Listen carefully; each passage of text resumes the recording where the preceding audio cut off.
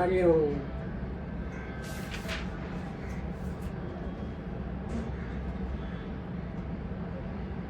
हम यहाँ मोक्ष की बात कर रहे हैं।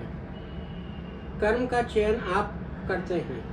कर्म करें या ना करें, यह चयन आपका है। कोई कर्म का भोग आया और आपने उसे ग्रहण करे ना करे, यह आपका चयन है।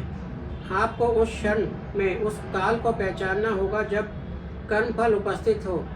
तब आप उस कर्म के फल का भोग स्वीकार या अस्वीकार कर सकते हैं। यदि आप उस काल को पहचान सके आप उस क्षण को, तो आप उस क्षण में उपस्थित पाप कर्म के भोग को भी स्वीकार या अस्वीकार कर सकते हैं।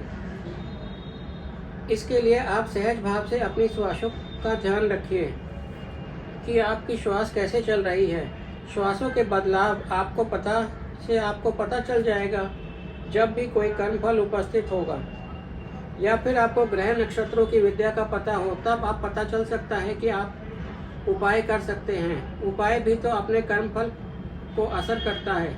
नक्षत्रों और ग्रहों का जाप कराकर आप कर्मफल पर असर डाल सकते हैं। यदि आपकी दिव्य दृष्टि जागृत है, तब भी आप कर्मफल को जान सकते हैं। यदि आप पूर्व जन्म देख सकें तो स्वयं से, तब भी आप अपने कर्मफल को जान सकते हैं। जिस क्षण कर्मफल उपस्थित हो, तभी आप अपने अंतर मन से उसके फल को लेने से अस्वीकार कर सकते हैं या उसे स्वीकार कर सकते हैं। यदि फल अच्छा है तब भी, और यदि फल अच्छा नहीं है तब भी आप उसे स्वीकार या अस्वीकार कर सकते हैं। अपनी श्वासों से हरि नाम का जाप करें। हरिओम तत्सत।